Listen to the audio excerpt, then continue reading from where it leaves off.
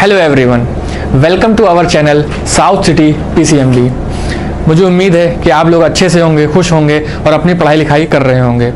हम लोग exercise 1.3 NCERT का क्लास 9 का डिस्कस कर रहे थे, जिसमें हम लोगों ने स्टार्टिंग के 4 क्वेश्चन डिस्कस कर लिए थे। वो 4 क्वेश्चन बहुत ही इंपॉर्टेंट थे। क्योंकि सारा कॉन्सेप्ट उन 4 क्वेश्चन पे बेस्ड था। उसके बाद के जो क्वेश्चन है वो आज हम लोग डिस्कस करेंगे, लेकिन उसमें ज़्यादा टाइम नहीं लगने वाला है।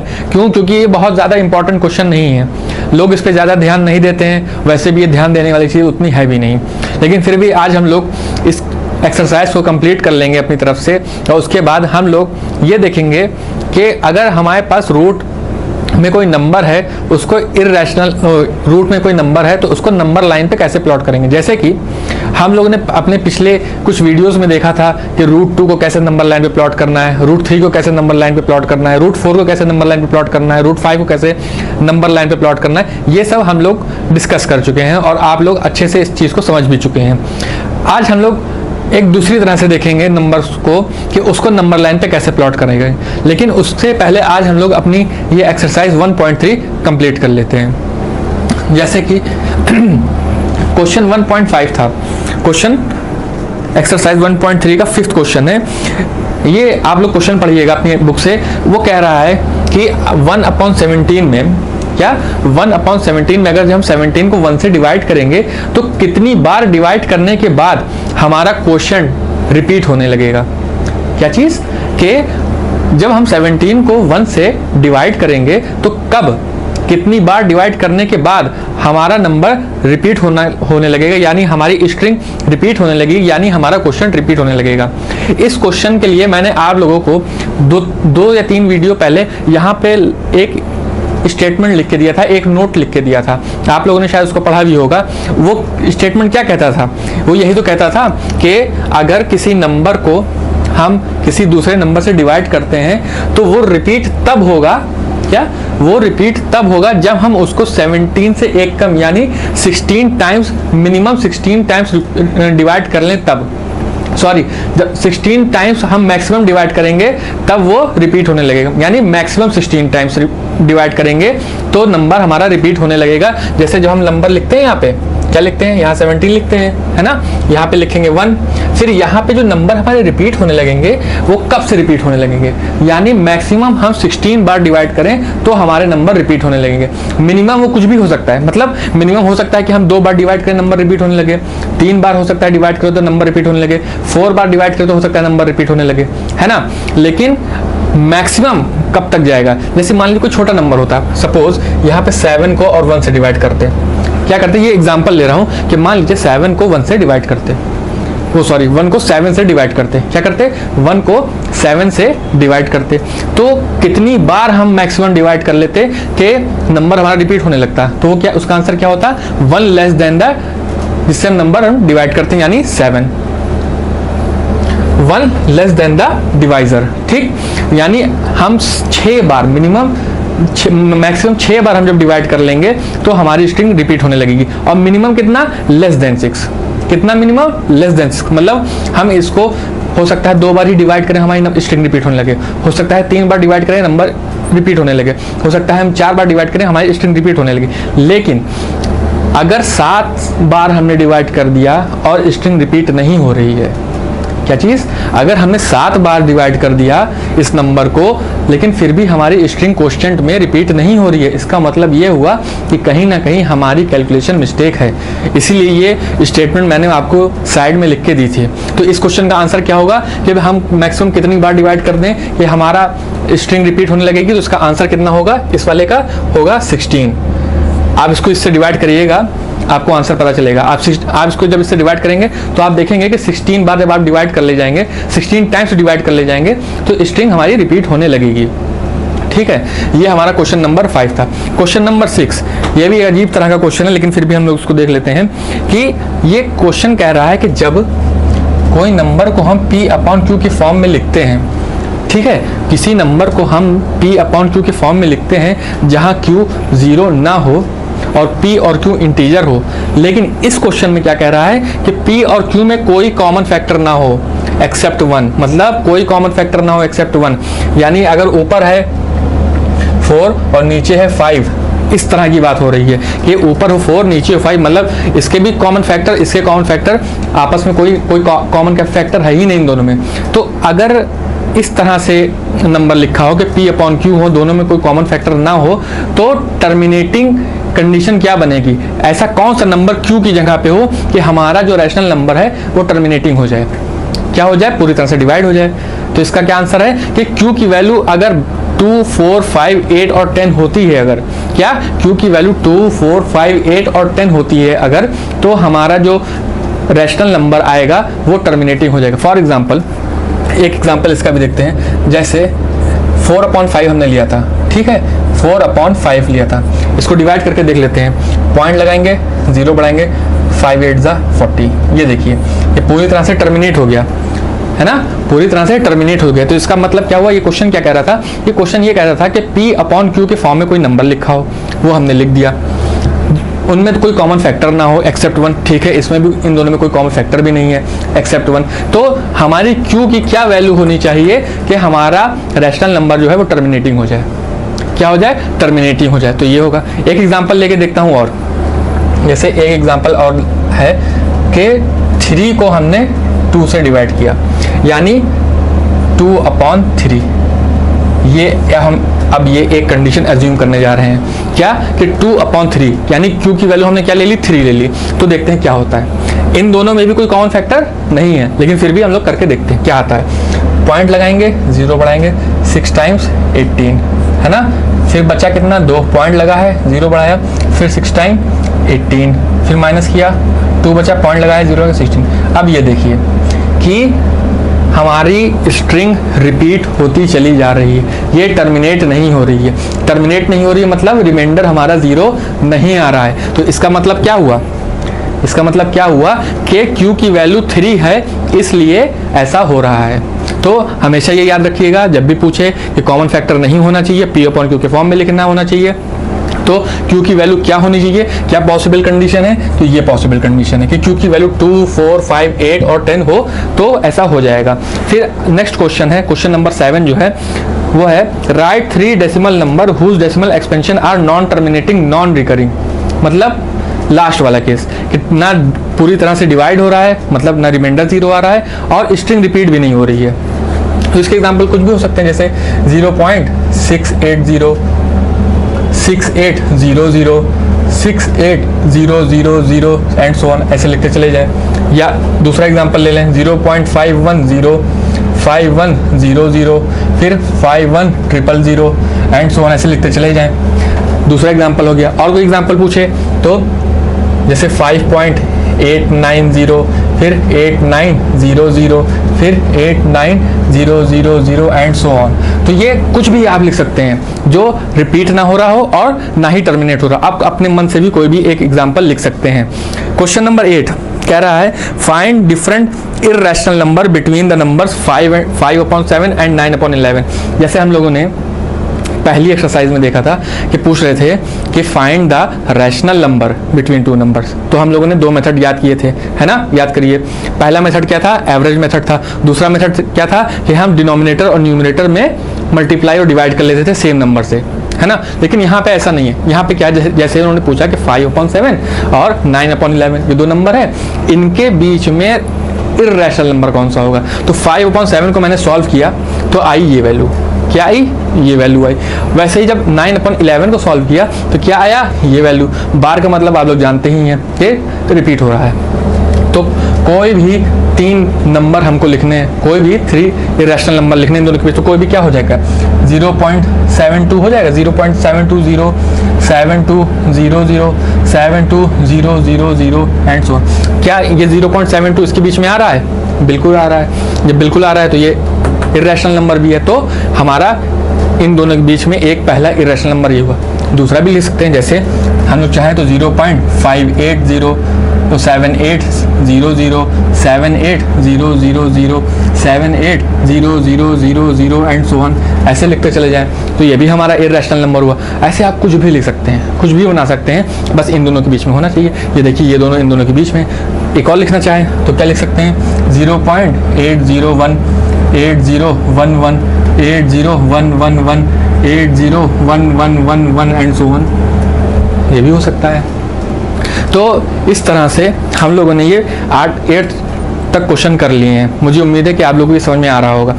अब एक लास्ट क्वेश्चन इस एक्सरसाइज का है, उसमें ये कहा गया है कि हम लोग को आइडेंटिफाई करना है। क्या करना है? आइडेंटिफाई मतलब पता लगाना है कि हमारे जो नंबर्स दिए हुए हैं क्वेश्चंस में वो रैशनल है कि इररेशनल है। अब तो हम लोग इतने बड़े हो गए हैं कि अब तो सूंघ के बता सकते हैं कौन सा रैशनल है कौन सा इररेशनल है। चलिए कोशिश करते हैं एक बार फिर से। क्वेश्चन नंबर 9 पहला वाला पार्ट है कि रूट 23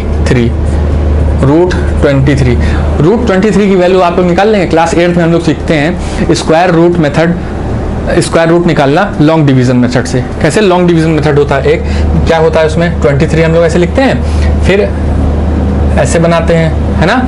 यहाँ पे जब 23 है खाली तो 0 0 बढ़ा लेते हैं अपने अनुसार, फिर यहाँ पे भी 0 0 बढ़ा लेते हैं। फिर इसको हम लोग क्या करते हैं कुछ ऐसे नंबर से मल्टीप्लाई करते हैं कि उसका स्क्वायर 23 से कम हो या 23 हो। तो ऐसा कौन सा होगा?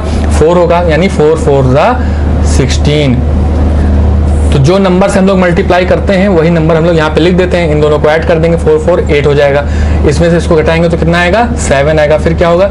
0 0 बढ़ा देंगे। अब यहाँ पे कुछ ऐसा नंबर लिखें कि यहाँ पर कुछ नंबर ऐसा लिखे, जैसे मान लीजिए हम लिखते हैं यहाँ पे 87, मान लीजिए 87 लिखते हैं, तो इसी को 7 से मल्टीप्लाई करें। फिर ये देखें क्या करें, फिर ये देखें कि वो 700 आ रहा है कि नहीं।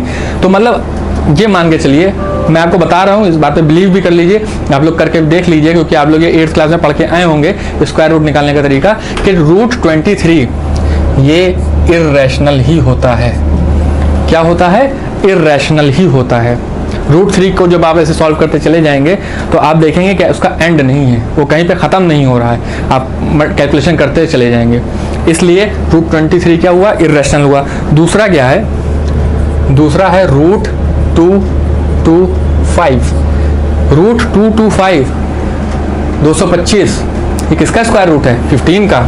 ये सबको पता है क्या है? ये 15 का स्क्वायर है। 15 का स्क्वायर क्या होता है? 225 225। जब हमें इसकी वैल्यू ही पता चल गई तो ये क्या हुआ? ये तो रैशनल नंबर हुआ ना। ये क्या हुआ? ये तो रैशनल नंबर हुआ 15, है ना। फिर तीसरा वाला क्या है?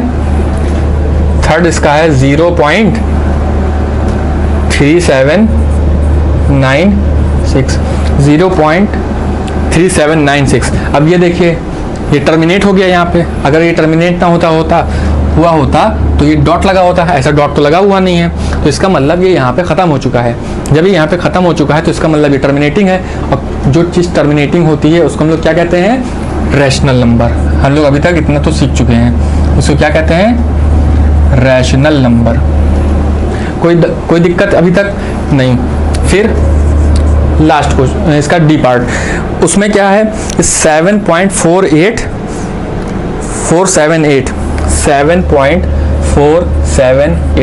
क्या है? 7.478।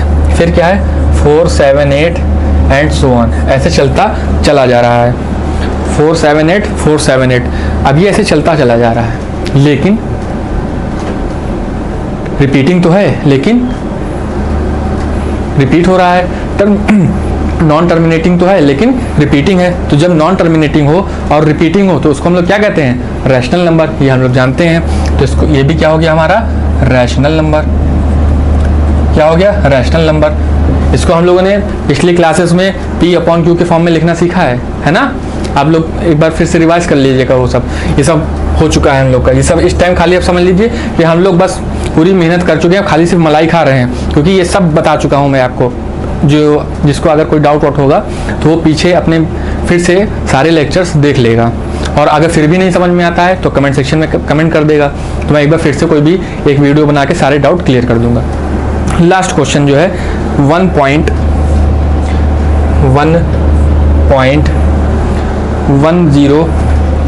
फिर 100 फिर 10001 फिर 0000 एंड सो ऑन। ये देखिए, अब इसको तो मुझे नहीं लगता कि इसको जो मेरा वीडियो अब तक देखता चला आ रहा है उसको इसमें कोई डाउट होगा कि ये कौन सा नंबर है। क्या है? ये इररेशनल नंबर है। इररेशनल नंबर क्यों है? क्योंकि ये नॉन टर्मिनेटिंग है पहली बात, और दूसरी बात नॉन रिपीटिंग है। इन दोनों का कॉम्बिनेशन जो होता है उसको हम लोग क्या बोलते हैं, इर्रेशनल नंबर। तो यहाँ पर हमारी एक्सरसाइज 1.3 पूरी तरह से कंप्लीट हो गई। अब हम लोग अपने नेक्स्ट टॉपिक की तरफ बढ़ते हैं। क्या बढ़ते हैं, नेक्स्ट टॉपिक की तरफ बढ़ते हैं, जो कि है how to plot few irrational number on number line. कैसे, हम लोग अभी तक ये देख चुके हैं कि अगर √2 है, √3 है, √5 है, √7 है, √10 है, तो इसको नंबर लाइन पे कैसे प्लॉट करेंगे ये हम लोग जानते हैं, हम लोग सीख चुके हैं, कई सारे क्वेश्चन भी कर चुके हैं इसके ऊपर। लेकिन अगर क्वेश्चन ये है, क्या है, अगर क्वेश्चन कुछ ऐसा है कि प्लॉट √9.3 ऑन नंबर लाइन, तब क्या होगा, ये तो हम लोगों ने नहीं सीखा है अभी तक, और ये बहुत इंपॉर्टेंट क्वेश्चन है। किस चीज़ के लिए, आपके पेपर के लिए बहुत इंपॉर्टेंट क्वेश्चन है कि √9.3 को कैसे प्लॉट करें। चलिए देख लेते हैं। इसमें क्या होता है, हम लोग कंस्ट्रक्शन का मेथड भी साथ में बताएंगे, उसके बाद इसको प्रूव भी कर लेंगे कि कैसे हुआ। देखिए, पहले क्या करना है, सबसे पहले एक लाइन हम लोग को ड्रॉ करनी है। क्या करनी है, एक लाइन हम लोगों को ड्रॉ करनी है जिसकी जिसकी लेंथ होनी चाहिए 9.3। ठीक है, कर लिया। जितने का हमको नंबर लाइन पे बनाना है, जितने नंबर का, जैसे √9.3 तो 9.3 की हमने क्या किया, एक लाइन खींच दी, इसको नाम दे देते हैं। जैसे ये हो गया A, ये हो गया B, कोई दिक्कत नहीं है, इजी है यहाँ तक।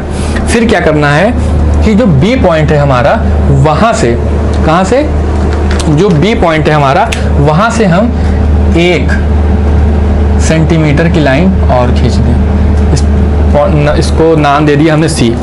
क्या किया हम लोगों ने कि पहले क्या किया, AB एक लाइन खींची 9.3 सेंटीमीटर की। 9.3 सेंटीमीटर क्यों, 9.3 सेंटीमीटर इसलिए क्योंकि उतना का ही हमको बनाना है। ठीक, फिर 9.3 सेंटीमीटर के बाद हम लोगों ने 1 सेंटीमीटर का एक एक्सटेंड कर दिया। अब क्या करना है, ये यहाँ से A से लेके C तक, क्या A से लेके C तक की जो लाइन है, इस पे हमें सेमी सर्किल बनाना है। क्या बनाना है, सेमी सर्किल। सेमी सर्किल आप लोग जानते हैं ना, सर्किल को आधा कर दिया जाए तो उसे सेमी सर्किल बोलते हैं। तो हमें क्या करना है, इसमें सेमी सर्किल बनाना है। तो सेमी सर्किल बनाने के लिए हमको इसका रेडियस पता होना चाहिए, इस लाइन का। तो उस लाइन का रेडियस कैसे होगा, क्या होगा, उस लाइन का जो रेडियस होगा इस लाइन का, उसको हम लोग बोलेंगे मिड पॉइंट से पता करेंगे। तो मिड पॉइंट किसी लाइन का कैसे बनाते हैं, यहाँ पे हमने क्या रखा, कंपास, और इसकी लंबाई के आधे से ज़्यादा हमने एक्सटेंड किया और एक आर्क लगाया ऊपर। ठीक, वैसे ही एक आर्क लगाया नीचे इस तरफ से। फिर यहाँ से जब किया तो एक आर्क लगाया यहाँ से, एक आर्क लगाया यहाँ से, और फिर इन दोनों को हम लोगों ने जोड़ दिया। मैं नीचे तक नहीं ले जा रहा हूँ, मैं यहीं तक ले जा रहा हूँ क्योंकि हमें यहीं तक का काम है। तो ये क्या हो गया, ये हमें मिल गया मिड पॉइंट T, मान लेते हैं इसको। क्या है ये, मिड पॉइंट T। अब क्या करना है, हमें सेमी सर्किल ड्रॉ करना है। सेमी सर्किल ड्रॉ करना है तो उसका रेडियस क्या होगा, AT या TC। AT या TC कुछ भी एक लेके हम लोग इस पे सेमी सर्कल ड्रॉ कर लेते हैं। ये हम लोगों ने क्या किया, सेमी सर्किल ड्रॉ कर लिया। ठीक है, लेकिन अभी तो हमको √9.3 नहीं पता चला है, वो कैसे पता चलेगा। अब देखिए, अब जो B पॉइंट है, क्या है, जो B पॉइंट है, वहां से 90 डिग्री लाइन खींच दीजिए। 90 डिग्री की ऊपर परपेंडिकुलर लाइन खींच दीजिए। यहाँ से 90 डिग्री क्या हुआ, परपेंडिकुलर हुआ, तो उसको ऊपर हमने खींच दिया। जहाँ वो सेमी सर्किल को कट कर रही है, जहाँ वो सेमी सर्किल को कट कर रही है, उसको नाम दे दीजिए X। क्या नाम दे दिया, X। तो ये जो लाइन हुई ना BX, यही हमारी हुई √9.3। क्या हुई, यही हुई √9.3। अभी हम अगली क्लास में इसका प्रूफ भी देख लेंगे। और जैसे बाकी जब इर्रेशनल नंबर हम लोग प्लॉट करते थे तो ऊपर से नीचे लेके आते थे, मतलब ये इतनी डिस्टेंस है ना, फिर इसको हम लोग नीचे नंबर लाइन पे लाते थे। वही चीज़ यहाँ पे भी करने की, यहाँ से स्टार्ट करेंगे, नीचे नंबर लाइन पर लाएंगे, तो वो कहीं यहाँ पे ऐसे आएगी। तो ये जो डिस्टेंस होगी हमारी B से लेके, इसको मान लीजिए Z, तो ये हमारी जो डिस्टेंस होगी ये कितनी होगी, √9.3। अब ये सही में होगी कि नहीं होगी, इसको हम लोग कल देखेंगे, अपनी अगली क्लास में प्रूफ कर लेंगे। ठीक। ठीक है, इसको ऐसे ज्वाइन भी कर सकते हैं। तो कल हम लोग इसका प्रूफ देखेंगे। आज मुझे उम्मीद है कि आपको इसका कंस्ट्रक्शन समझ में आ गया होगा। तो हमारी वीडियो देखने के लिए बहुत बहुत धन्यवाद।